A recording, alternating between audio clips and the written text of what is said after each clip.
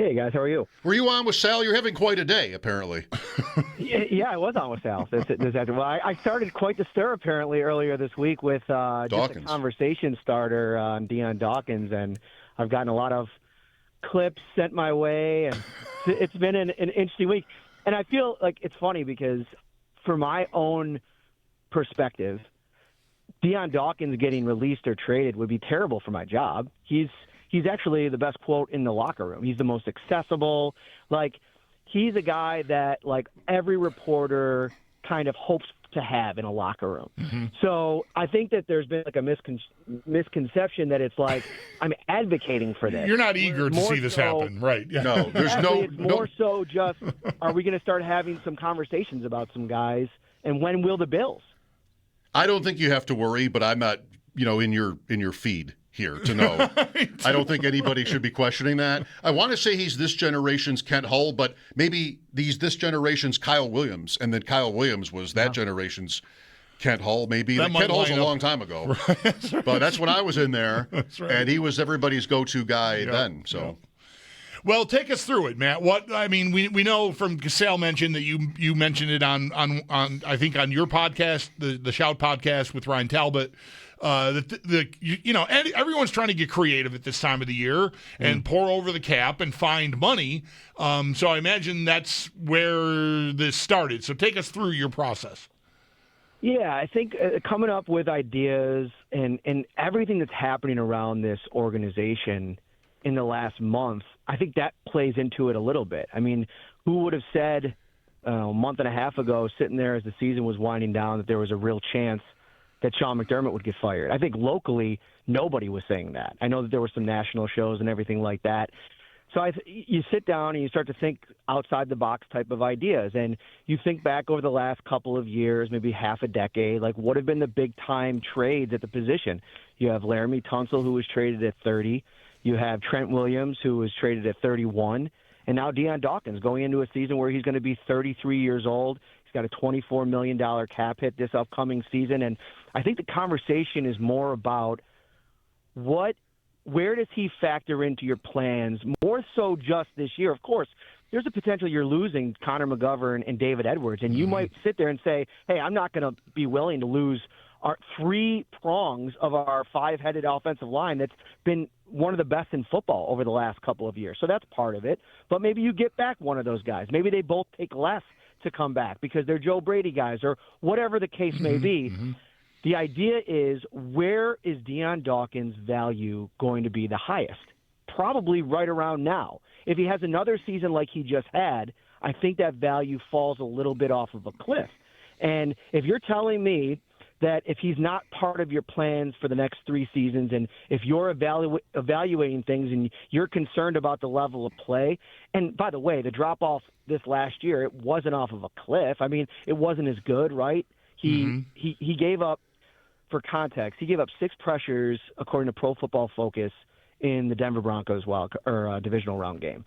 Next week, the Patriots' offensive line, which I'd argue is not even nearly as good as the Bills, as a group, gave up only 8.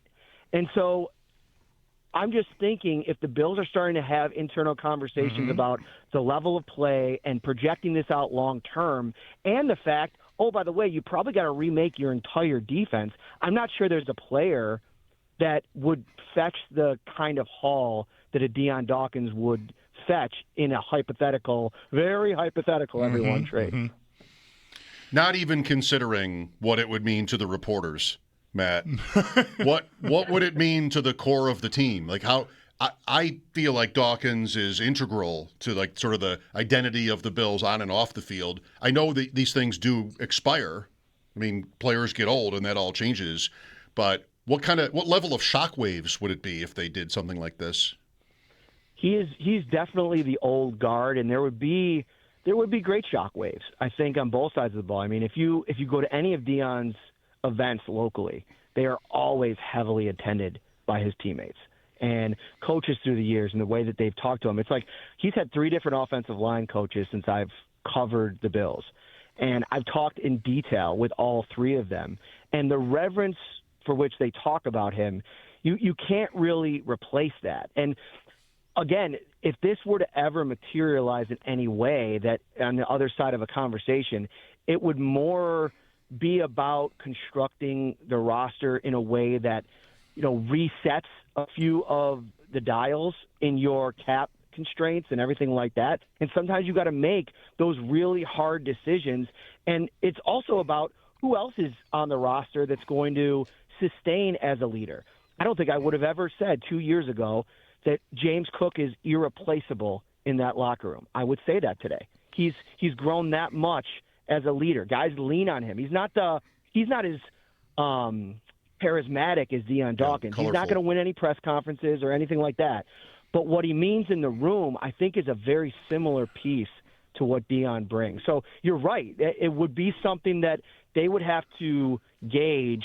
Do we have enough of that to move on from him? And that's a question that they can only answer. Right. The biggest question that I have about the entire idea, which, again, it's just an idea here. Again, Matt is not advocating that this should happen, but it's just maybe the Bills recognize that, like you laid it out perfectly, right? The value is where it is now, and getting out early is always better than getting out too late. And who knows? One more year could be too late. We don't know that.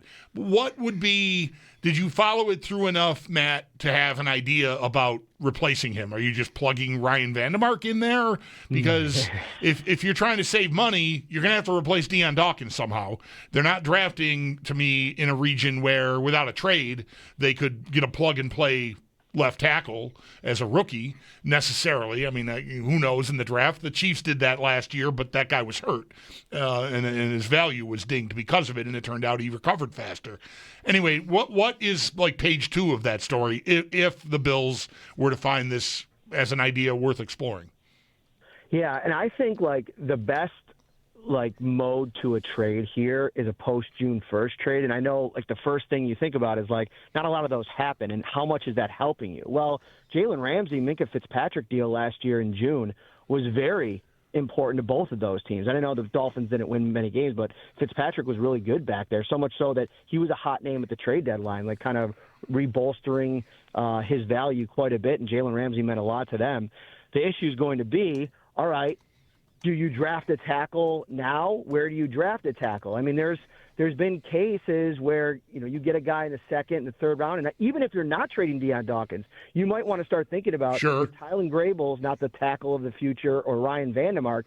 You might want to start stocking the cupboards already. The Bills have been super lucky in not having any of their big-time playmakers on their offensive line miss a extended period of time. Spencer Brown this last season was probably the best example of the last 3 seasons. We've seen that happen. That luck runs out. Stephon Diggs gets traded from the Bills after being this just embodiment of availability, and he goes and suffers a season-ending injury, halfway through the year. And so I think that's part of it. It's about starting to really replenish at that position in looking towards the future anyway. I know they're high on Tylen Grable, so much so that they, I know Aaron Cromer at times was thinking about conversations inside the building. Could he be a guard replacement to David Edwards? Could he be somebody that we plug in to tackle? I think it opened up a lot of eyes when he beat out Vandermark as a swing tackle as a rookie. So I think there's a lot of hope. Are you replacing Deion Dawkins with him? That's not necessarily the plan that I think I'd even be comfortable with as someone who covers the team as the plan beyond Dawkins. So you might need to acquire somebody in terms of the capital, or have somebody that you believe in, and maybe you use one of those draft picks this year to take a tackle.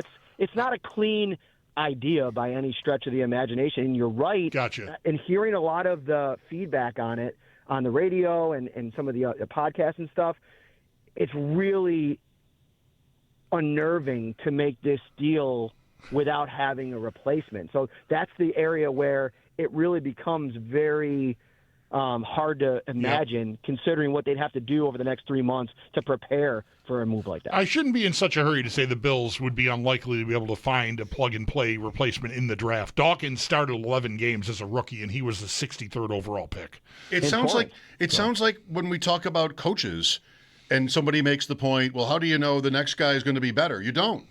But it happens all the time, and if he's aging out, then it's something they should do or try to do. This is cognitive dissonance for me, because this is the kind of logic and thinking that I'm all about. Just it's out of the box a little bit, but it makes sense. You're laying out the argument. It's perfectly reasonable, but it's also like, oh my God, no. Right. And I'm in camp A when it comes to these things usually, but I guess I'm feeling some attachment to him and maybe not as aware of whatever drop-off there might have been this year to sign up. So I don't know. I'm curious though. I'm interested in this conversation, but I don't know where I want to be yet. Right. Because this is the kind of move you always want to be early, not late, right? Mm-hmm. This is the kind of move that if you don't have to be right, but smart teams do things like that before you get to a point where like it's too late to get value. So I think where I started on all of this really was thinking about, okay, Josh Allen gets sacked the most times in his career, and you're spending almost, if you go by position, you can make an argument that they've put just as many resources financially into their offensive line as any position.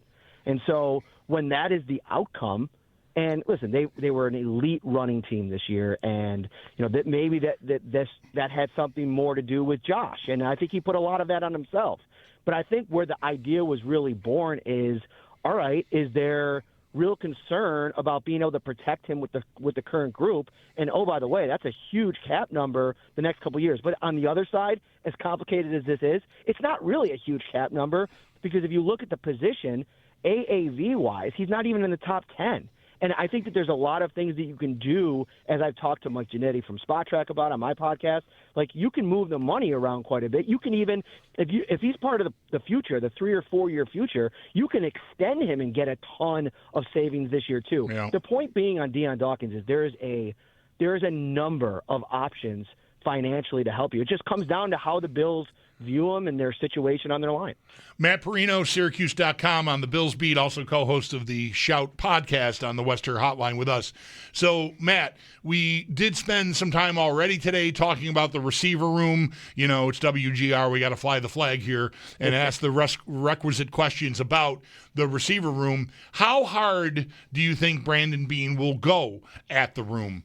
Because it underperformed. Obviously, they've got the Keon Coleman situation, which I think it's pretty interesting that Joe Brady went beyond, at least to my ears, what a normal coach or GM would say about trying to protect a guy's value. I mean, saying it's going to be the best thing that ever happened to the kid that I'm his head coach sounds to me like he expects him to be in the room with them. Shakir and Palmer, I might guess, are for sure Shakir, probably Palmer. After that, I think I'm empty set. So how big do you think they may go at receiver? I think everything's on the table to start with. And I think there's definitely awareness inside the building, just with, like, you mentioned flying the flag, just like what I think that whole off-season dialogue did for, whether it's Brandon Beane's own personal brand or just to think about the way things have devolved for him in terms of approval rating. I mean, we're 3 or 4 years removed from, like, the meme that would flash around social media of him in the sunglasses with the fire emojis coming out of his eyes, and he was Big Baller Bean. And now, like, people are, like, in an uproar that Sean McDermott's fired and he is hanging around and promoted.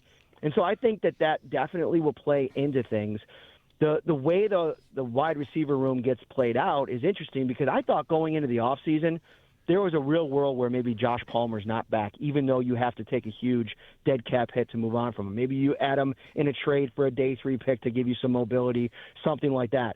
After talking to Brandon Beane, I fully think that they're going to bring him back, and I think that they think that his whole season was derailed by injuries. He had a heel injury in the offseason program, was never able to work with Josh Allen.